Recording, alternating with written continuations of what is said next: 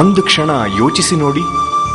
ನಿಮಗೆ ಕಣ್ಣಿಲ್ಲದಿದ್ದರೆ ಈಗ ಟಿವಿಯಲ್ಲಿ ನಿಮ್ಮ ಮುಂದೆ ಪ್ರಸಾರವಾಗುತ್ತಿರುವ ಕಣ್ಣಿನ ಕುರಿತಾದ ಈ ಚಿತ್ರವನ್ನು ನೀವು ವೀಕ್ಷಿಸಲು ಸಾಧ್ಯವಾಗುತ್ತಿರಲಿಲ್ಲ. ಕಣ್ಣಿಲ್ಲದಿದ್ದರೆ ಈ ಪ್ರಪಂಚವನ್ನು ನೋಡಿ ಆನಂದಿಸಲಾಗುತ್ತಿರಲಿಲ್ಲ. ಕಣ್ಣಿದ್ದವರು ಕಣ್ಣಿಲ್ಲವೆಂದು ಒಂದು ಕ್ಷಣ ಊಹಿಸಿಕೊಳ್ಳಲು ಸಾಧ್ಯವಿಲ್ಲ. ಪಂಚೇಂದ್ರಿಯಗಳಲ್ಲಿ ಪ್ರಮುಖವಾದ ಕಣ್ಣು ಮನುಷ್ಯನಿಗೆ ದೇವರು ನೀಡಿದ ವರ.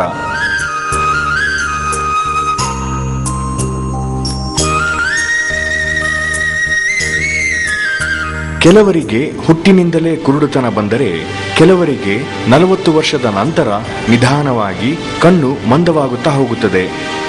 ಇನ್ನು ಕೆಲವರು ಅಪಘಾತ ಮತ್ತು ಕಣ್ಣಿನ ಬಗ್ಗೆ ಸರಿಯಾದ ತಿಳುವಳಿಕೆ ಇಲ್ಲದೆ ಕುರುಡುತನಕ್ಕೆ ಬಲಿಯಾಗುತ್ತಾರೆ. ಇಂತಹ ಅಮೂಲ್ಯವಾದ ಕಣ್ಣಿಗೆ ಅನೇಕ ಕಾಯಿಲೆಗಳು ಬರುತ್ತವೆ. ಸಾಮಾನ್ಯವಾಗಿ ಕಣ್ಣಿಗೆ ಬರುವ ಕಾಯಿಲೆ ಎಂದರೆ ಗ್ಲೋಕೋಮಾ.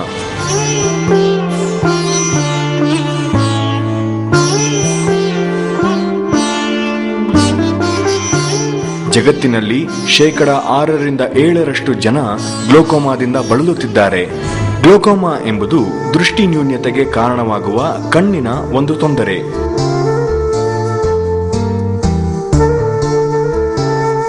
ಕಣ್ಣಿನ ಮೇಲೆ ಹರಿದಾಡುವ ಕಣ್ಣಿನ ಪೊರೆಯನ್ನು ಸದಾ ತೇವಯುಕ್ತವಾಗಿಡುವ ಅಂತಃಚಾಕ್ಷುಪ ದ್ರವದ ಹರಿವು ಯಾವುದೋ ದೈಹಿಕ ರಾಸಾಯನಿಕ ಬದಲಾವಣೆಗಳ ಕಾರಣಗಳಿಂದಾಗಿ ನಿಂತು ಹೋದಾಗ ಕಣ್ಣಿನೊಳಗೆ ಒತ್ತಡ ಹೆಚ್ಚಿ ದೃಷ್ಟಿನರ ಹಾನಿಗೊಳಗಾಗುತ್ತದೆ. ದೃಷ್ಟಿನರದ ಹಾನಿಯಿಂದ ಹೊರಮೈ ನೋಟದ ತೀಕ್ಷ್ಣತೆಗೆ ಕುಂದುತ್ತಾ ಹೋಗುತ್ತದೆ. ಹಾಗಾಗಿ ನೇರವಾದ ವಸ್ತುಗಳು ಮಾತ್ರ ಕಣ್ಣಿಗೆ ಕಾಣಿಸುತ್ತವೆ. ಅಕ್ಕಪಕ್ಕದ ವಸ್ತುಗಳು ಕಣ್ಣಿಗೆ ಕಾಣಲಾರವು. ಇದನ್ನೇ ವೈದ್ಯಕೀಯ ಪರಿಭಾಷೆಯಲ್ಲಿ ಗ್ಲೋಕೋಮಾ ಎನ್ನುತ್ತಾರೆ. ಗ್ಲೋಕೋಮಾ ಹೆಚ್ಚಾಗಿ 35 ವರ್ಷಗಳ ಬಳಿಕ ಕಾಣಿಸಿಕೊಳ್ಳುವ ಕಣ್ಣಿನ ಕಾಯಿಲೆ. ಸಾಧಾರಣವಾಗಿ 40ರ ಬಳಿಕ ಮನುಷ್ಯನಲ್ಲಿ ದೃಷ್ಟಿದೋಷದ ಸಮಸ್ಯೆಗಳು ಸಾಮಾನ್ಯವಾಗಿರುವ ಕಾರಣ ಗ್ಲೋಕೋಮಾವು ಒಂದು ಸಾಧಾರಣ ದೃಷ್ಟಿದೋಷವೆಂಬ ಭಾವನೆಯಿಂದ ಪರೀಕ್ಷಿಸಲ್ಪಡದೇ ಇರುವ ಸಾಧ್ಯತೆ ಹೆಚ್ಚು. ಅದಕ್ಕಿಂತ ಮುಖ್ಯವಾಗಿ ಸಮೀಪ ಅಥವಾ ದೂರದೃಷ್ಟಿ ದೋಷಗಳಿಗೆ ಬಳಸುವ ಕನ್ನಡಕಗಳನ್ನು ಬಳಸಿ ಕಣ್ಣಿಗೆ ಬಾಹ್ಯ ಒತ್ತಡ ಬೀಳುವಂತೆ ಮಾಡಿಕೊಳ್ಳುವ ಸಂಭವವಿದೆ. ಆದ್ದರಿಂದ 40ರ ಬಳಿಕ ಕಣ್ಣಿನ ಪರೀಕ್ಷೆ ಮಾಡಬೇಕಾದ ಸಂದರ್ಭದಲ್ಲಿ ಸೂಕ್ತ ನೇತ್ರತಜ್ಞರನ್ನು ಕಾಣಬೇಕೇ ಹೊರತು ಸ್ವವೈದ್ಯಕೀಯ ಮಾಡಿಕೊಳ್ಳಬಾರದು. ಹಲವಾರು ಕಾರಣಗಳಿಂದ ಗ್ಲೋಕೋಮಾ ಕಾಯಿಲೆ ಕಂಡುಬರುತ್ತದೆ. ಮಧುಮೇಹದಿಂದ ಬಳಲುತ್ತಿದ್ದರೆ, ಕಣ್ಣಿಗೆ ಪೆಟ್ಟು ಬಿದ್ದರೆ ಅಥವಾ ಆನುವಂಶಿಕ ಕಾರಣಗಳಿಂದ ಗ್ಲೋಕೋಮಾ ಬರಬಹುದು. ಕೆಲವೊಂದು ಶಾರೀರಿಕ ನ್ಯೂನತೆಗಳು ಮತ್ತು ಜನಾಂಗೀಯ ಹಿನ್ನೆಲೆಗಳ ಕಾರಣಗಳಿಂದಲೂ ಈ ರೋಗ ಕಾಣಿಸಿಕೊಳ್ಳುವುದುಂಟು. ಗ್ಲೋಕೋಮಾದಲ್ಲಿ ಮುಖ್ಯವಾಗಿ 2 ವಿಧ: ದೀರ್ಘಾವಧಿ ಮತ್ತು ತೀವ್ರ ಮಟ್ಟದ ಗ್ಲೋಕೋಮಾ.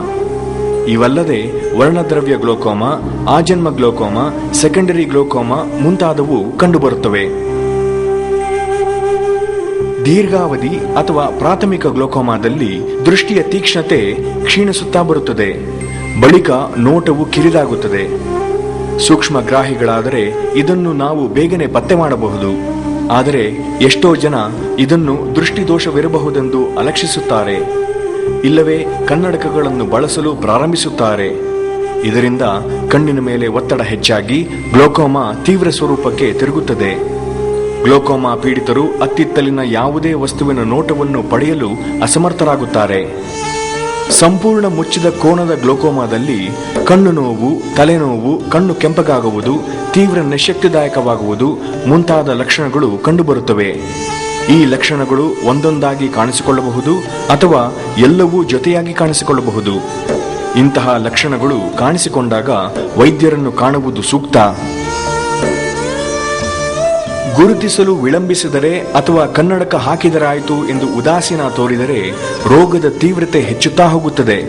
ಮಾತ್ರವಲ್ಲ, ಅದು ದೀರ್ಘಾವಧಿಯ ಗ್ಲೋಕೋಮಾವಾಗಿ ಪರಿವರ್ತಿತವಾಗುವ ಸಂಭವ ಹೆಚ್ಚು. ನೇತ್ರ ರೋಗ ಚಿಕಿತ್ಸಾಲಯದಲ್ಲಿ ಗ್ಲೋಕೋಮಾ ಇದೆಯೇ ಇಲ್ಲವೇ ಎಂದು ಪರೀಕ್ಷಿಸಲು ವಿಜುವಲ್ ಫೀಲ್ಡ್ ಎಂಬ ಪರೀಕ್ಷೆ ಮಾಡುತ್ತಾರೆ. ಗ್ಲೋಕೋಮಾ ಇರುವುದು ಖಚಿತವಾದರೆ ರೋಗಿಯ ವಯಸ್ಸು, ದೇಹಗುಣ, ಜನಾಂಗೀಯ ಹಿನ್ನೆಲೆ, ರೋಗ ಚರಿತ್ರೆಯನ್ನು ಗಮನಿಸಿ ಅದಕ್ಕೆ ತಕ್ಕಂತೆ ಚಿಕಿತ್ಸೆ ನೀಡುತ್ತಾರೆ. ಕಳೆದ 2 ದಶಕಗಳಿಂದ ಗ್ಲೋಕೋಮಾ ಚಿಕಿತ್ಸೆಗೆ ಸೆಲೆಕ್ಟಿವ್ ಲೇಸರ್ ಟ್ರೇಬ್ ಎಂಬ ತಂತ್ರಜ್ಞಾನವನ್ನು ಬಹಳ ಯಶಸ್ವಿಯಾಗಿ ಬಳಸಲಾಗುತ್ತಿದೆ. ಇದೊಂದು ಸರಳ ವಿಧಾನ ಮತ್ತು ಗ್ಲೋಕೋಮಾ ತೊಂದರೆಯನ್ನು ಸಂಪೂರ್ಣವಾಗಿ ಪರಿಹರಿಸಲು ಸಹಕಾರಿ. ಜೀವನದ ಅಮೂಲ್ಯ ಅಂಗವಾದ ಕಣ್ಣನ್ನು ನಿಮ್ಮ ಕಣ್ಣಿನಲ್ಲಿ ಕಣ್ಣಿಟ್ಟು ನೋಡಿಕೊಳ್ಳಿ.